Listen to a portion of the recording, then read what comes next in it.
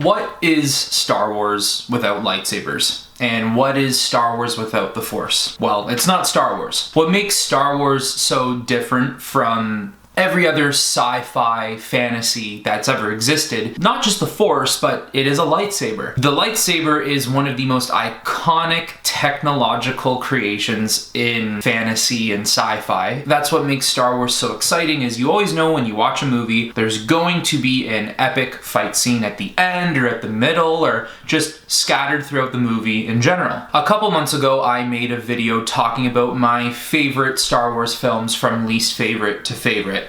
Today, I'm going to do my favorite lightsaber battles from least favorite to favorite. Now, this is fully lightsaber on lightsaber. It's nothing where it's one lightsaber duelist against someone who doesn't have a lightsaber. It is strictly lightsaber fights. I'm not doing anything from the cartoons or extended lore. I am just doing everything from the movies of 1 to 9. There are 14 battles. I am not counting anything from episode 8, and not just because I despise episode 8, I'm not counting anything from episode 8 because there is no lightsaber battles in 8. There is that scene between Luke and Kylo Ren at the end of the movie, but that is not a true lightsaber battle scene, so I'm not counting that. So we're gonna start off right at number 14, my least favorite fight scene in all of Star Wars from episodes 1 to 9, and that would be Finn and Rey versus Kylo Ren at the end of The Force Awakens. I just don't think it hit the way they wanted it to. You have Ben Solo, who was Kylo Ren, who was the master of Ren, and he was trained by Snoke, who technically was Palpatine, and you know, he spent his entire young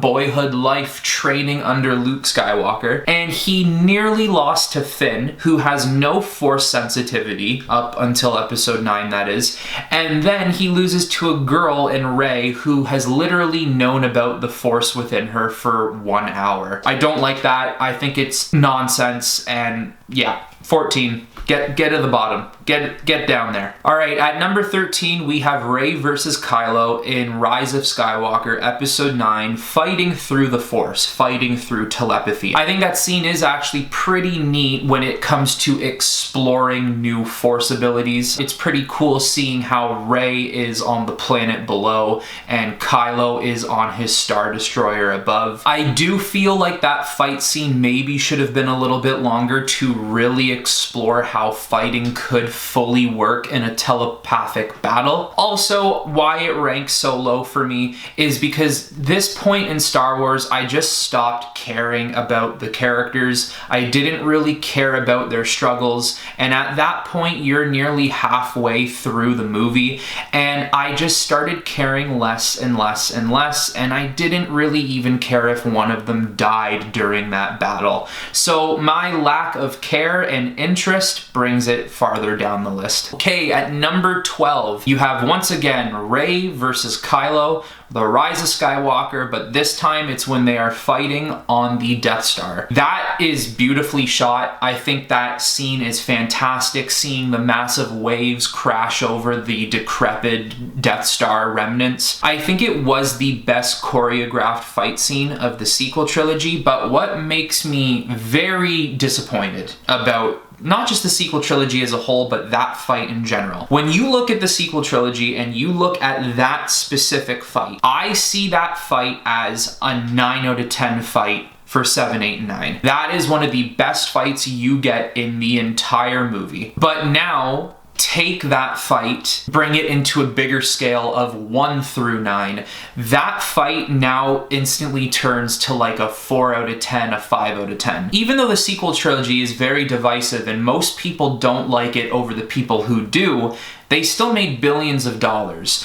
And well, the one thing we all want to see, like I said at the beginning of the video, is fight scenes. We want to see lightsaber battles, intricate, you know, epic. And they took 3 movies to get to that point, and even when they got there, it still failed to be as epic as some of the fight scenes we've seen in Star Wars before. And I think one of the biggest issues with that fight scene is the music wasn't there. Frankly, the music was not there for 7, 8, and 9 in general. Look at number 3. The fight scenes in number 3 are great, but they're even better because of the music that's playing behind it. I have seen people rescore that scene of Kylo and Rey on the Death Star, and they rescore it with Battle of the Heroes, which is playing when Obi-Wan and Anakin fight in number 3, and the scene is already 10 times better because the music just amplifies everything. If there were more fight scenes like that in the sequels, I don't think this fight would be ranked so low. Alright, moving on to 11, we have Obi-Wan, Anakin Skywalker, and Yoda versus Count Dooku from Attack of the Clones. I have a lot of issues with this fight. I'm not a big fan of it. I think there are some parts about it that are cool, like finally getting to see Yoda in a super epic battle with a Sith Lord. But I think my issue with the fight is that I don't really like how throwaway they made Obi-Wan when fighting Count Dooku. Also, when Anakin wields the double lightsabers and he's fighting Count Dooku, I don't like how the camera angles are straight up on their faces. So all you're seeing is like these epic faces with like the colors of the lightsabers behind them. There was too much of that. Then when Yoda comes in and fights Dooku, maybe I'm just being picky, but it wasn't as long as I wanted it to be. And that part where Count Dooku rips the pillar out of the ground and then, you know, drops it on Obi-Wan and Anakin, I dislike that so much because not only did Obi-Wan lay there watching the pillar fall on him and an unconscious Anakin, but it resulted in Yoda putting his lightsaber away and putting all his effort into stopping the pillar that was dropping on them. Even though Obi-Wan was nicked on the arm and the leg, he didn't lose any limbs. He was still conscious. The Force can still, you know, pump up his body with all that rejuvenalization. I don't know if that's a word, but okay. You know, he could have held the pillar and at least moved it, while Yoda just keeps fighting Dooku. So I don't like that fight scene. I think there's a lot of problems with it, but there's a couple of good moments. At number 10, we have Qui-Gon Jinn versus Darth Maul from The Phantom Menace. This is the part where Qui-Gon is taking Anakin away with him to train to become a Jedi, and Darth Maul shows up out of the blue and ambushes both of them. The reason why this is lower on the list is because it's just not that long of a fight. It's more of a sneak peek for what is going to happen at the end of that movie. What I do like about the fight is you have two Jedi in Obi-Wan and Qui-Gon who are now realizing like, wow, the Sith could be returning. Alright, at number 9, I put Obi-Wan Kenobi versus General Grievous from Revenge of the Sith. I think everything leading up to that fight scene is so iconic, where he drops down, he's like, hello there, and he rips this massive vent out of the ceiling and crushes his bodyguards. The whole part where Grievous takes his 4 blades out and starts sawing up the ground. I think the fight scene is cool, and it's a lot of fun because it's like, whoa, you have a 1-sabered Obi-Wan going up against a 4-sabered Grievous. How is he gonna do this? And that just shows how good of a fighter and a Jedi Obi-Wan is. And fun fact here, Obi-Wan is actually considered to be the best fighter the Jedi has ever seen in their history. So Obi-Wan is more or less a legend. Once again, I think the fight should have been longer, and if I have heard correctly, apparently there are scenes that just didn't make the film, and I do believe that fight scene is about a minute or 2 longer with lightsabers. It maybe would have ranked a little bit higher if that fight scene was longer. I went back and forth with this one, but I decided at number 8 I was going to put Obi-Wan and Anakin versus Count Dooku at the beginning of Revenge of the Sith. Once again, I don't like how irrelevant they make Obi-Wan whenever he's fighting Count Dooku. They basically just sidelined Obi-Wan and made it look like he had nothing to contribute whenever he was up against Count Dooku, as if he wasn't a Jedi Master at the time, and as if he wasn't capable of taking down someone like Dooku. And I know there's this whole theory that that scene where Palpatine looks at Obi-Wan and he makes that weird grunt, and then Count Dooku picks him up, force chokes him, and throws him up against this walkway, and then crashes like that walkway on him. I know there's a rumor that, or maybe not a rumor, but a theory that it is Palpatine who like got in the mind of Count Dooku and like basically leveled up his power and strengthened him enough to do that to a Jedi Master. And even if that's the case, like that would be a good explanation. He is one of the most powerful Siths to ever live, but that has never actually been told to us, so I mean, I can't just sit here and say that's what happened. But the fight scene is great simply because, you know, you have that dynamic between Dooku and Anakin. Dooku somewhat foreshadows the future of that film, of him going to the dark side. What really works about that scene is you do get to see the fall of Anakin when he cuts off Count Dooku's head. And that's another great thing about Star Wars, is even though it is made for kids, it does not shy away for the adults in those kids who once grew up with Star Wars. There's nothing wrong with showing a couple of chopped off heads in Star Wars every now and then. And I'm not saying you need to see the heads. You could just do what George Lucas did in Episode 3, when you see his body fall over and just slightly in the background you see his head rolling away. There is nothing wrong with Star Wars being a little more violent, especially when the story is asking for it. So sitting at the halfway point here at number 7, I have Obi-Wan Kenobi versus Darth Vader from A New Hope. This fight is outdated, and I mean, when you watch it compared to all the other fights, it's slow paced. There's no fast Jedi flips and spins and lightsaber throws and magical force powers being used. It's basically just two men who clearly have a history with one another, standing opposite of each other and basically deciding the fate of one another, knowing that Vader will not fail this time, and Obi-Wan knowing that his time is soon to come. And I think that is what the beauty of that scene is even before episodes 1, 2, and 3 came out, you already knew George Lucas implemented this feeling of connection, and you know that it's now been split, but you just don't know why, but you still feel for it. And that's why that scene in A New Hope still stands up to this day. Yes, the fight scene is really not that good, but what makes it good is the emotional connection you know the two characters have. Alright, now entering the top 6, these are the fight scenes that I could basically watch over and over and not get tired of it. So at number 6, I do have Luke Skywalker versus Darth Vader from Return of the Jedi. I think that fight scene is awesome because you get to see how Luke is conflicted. He wants to save his friends and family and the cause they fight for. He's got the Emperor in his head basically saying, if you don't join the dark side, if you don't become my apprentice, then your friends will die. The only way to save them is to join me. And he keeps holding on to this hope that there's still good in his father and there's other ways to fix the problem at hand. And he's right. That great scene where Vader finds out that he has a sister and he basically just eggs on Luke, like, if you don't kill me or fight me, I will go get your sister and I will turn her to the dark side. Maybe she'll be more convincing to join the dark side other than you. The threat on his sister's life just puts him into a massive freakout.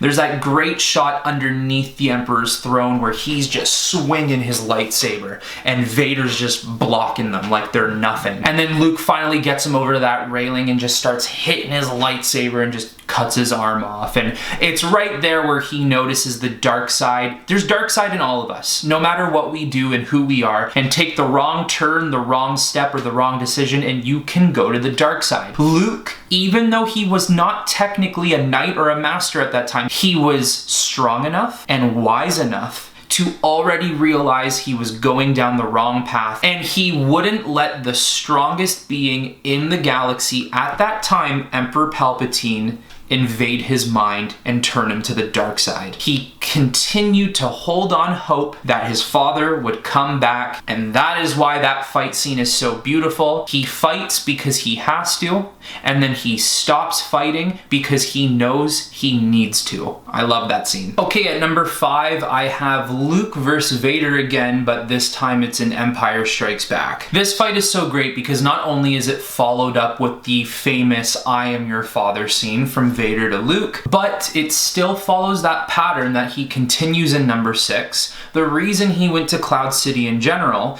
is because of the love he has for his friends, and even though it may get him into trouble, he still risks his own safety to make sure the safety of his friends and family are benefited. What's great about this fight scene is even though Vader does pretty much have the upper hand on Luke the entire time, there are glimpses and flashes that do surprise Vader in that fight, considering he was trained by Obi Wan and Yoda there's something to show for it. And Vader knows that even though he's young, even though he's not even technically a Jedi Padawan, there is something there that's very powerful in the Force and very good at lightsaber fighting. And you can't go wrong with a lightsaber fight that results in a limb being chopped off. It's the George Lucas charm. At number 4, I have Yoda versus Darth Sidious from Revenge of the Sith. The fight with Yoda and Sidious is so epic because you have the Grand Master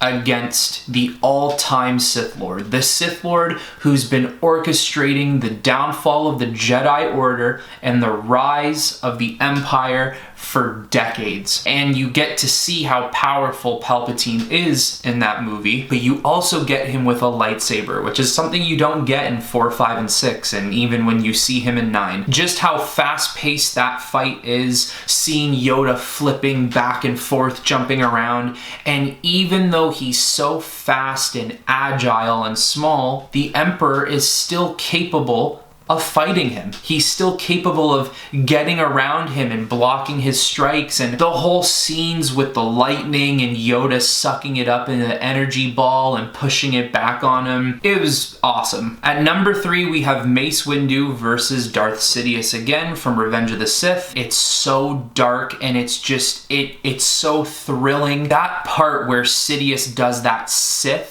flip, that spin, and he kills all the Jedi around Mace Windu. And let me just begin to say that those 3 Jedis, I don't really know how to feel about it anymore. I do feel like those Jedis died awfully quick, like just way too fast.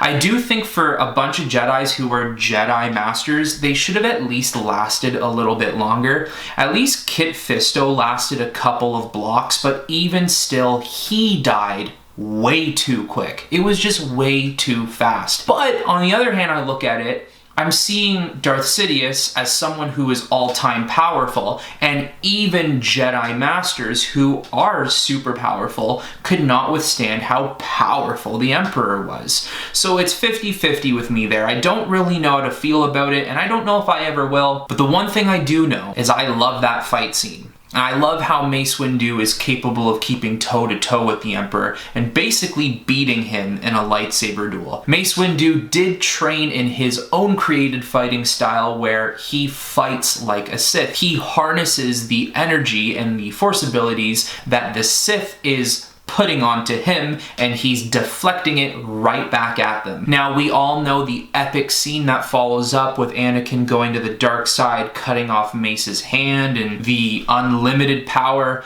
but all in all, that fight scene is fantastic because you know what it leads up to, and you know the dark future that awaits Anakin Skywalker. At number 2, I have Obi-Wan and Qui-Gon Jinn versus Darth Maul. This fight scene is amazing in every way, especially for a movie that came out in 1999. This fight scene changed Star Wars. This fight scene really shows you what the future of Star Wars was going to look like and how fighting scenes and Force abilities were only going to develop from there. The best part of that fight scene, frankly, is when Obi-Wan and Darth Maul go at it right after Darth Maul killed Qui-Gon. Ewan McGregor and Ray Park must have worked so hard for that fight, and you can actually see behind the scenes of how hard and dedicated they were to this fight. And they were just moving so fast that when watching that scene for the first time, you thought to yourself like, whoa, this is the same Obi-Wan who fought Darth Vader in A New Hope? All he did was just stand there and wave the saber around like it was a stick. This Obi-Wan is jumping around, he's doing flips. Seeing Maul come in with a double-bladed lightsaber changed the game as well, because now you knew you were going to eventually see more Jedis and Siths with different combinations.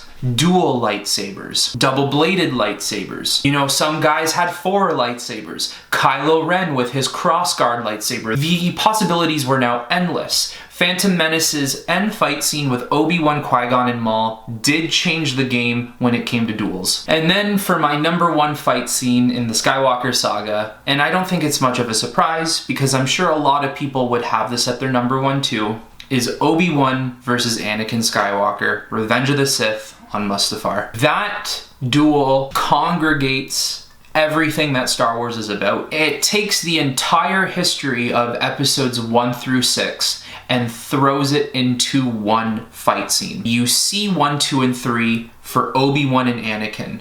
The friendship they created, the brotherly bond they created, how many years they spent together, getting to know each other, loving each other like family. And then you take 4, 5, and 6 and you constantly think to yourself, who's this Anakin? What turned this man to be such an evil creature, to only serve an even more evil creature in the Emperor? They've kept the will of the galaxy to themselves for 30 years. How have they done this?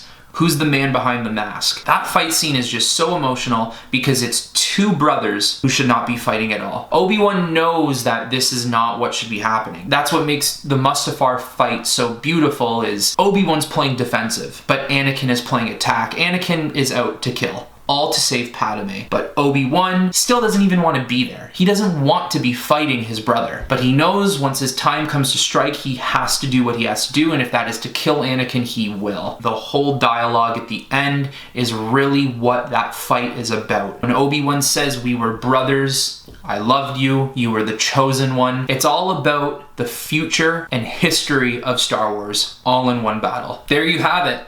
Those are my favorite lightsaber fights ranked from first to worst. I may do one for the cartoons because the cartoons do actually have some amazing fight scenes, especially season 7 of the Clone Wars. So I might make that into a separate video. Let me know in the comments below what your favorite fight scene is. And everyone, make sure you like and subscribe so you don't miss out on future videos like this. And like usual, like every Star Wars video has to end, The Force will be with you. Always.